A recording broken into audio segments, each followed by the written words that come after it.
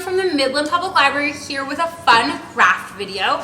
Today I'm going to teach you a really great technique for creating fun abstract painting.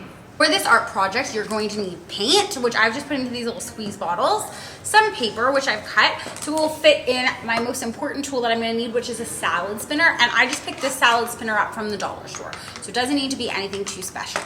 So I'm going to put my piece of paper at the bottom of my salad spinner and just press it down a little bit, so like that, and then I'm going to put some paint on it, and I'll show you how I like to put my paint, but I like to kind of put two colors right beside each other so that they mix nice and well. One more dot in here.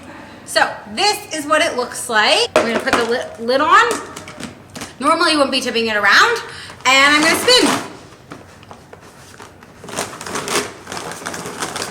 Just like I would dry my salad.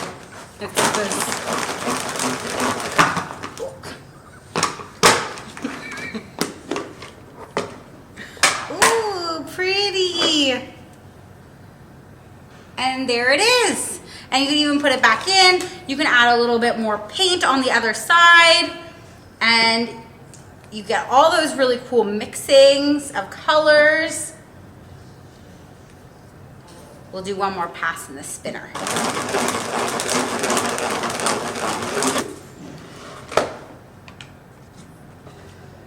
There it is. And this is a really great way to learn about color mixing. If we use our primary colors, we're gonna mix and see what colors they create.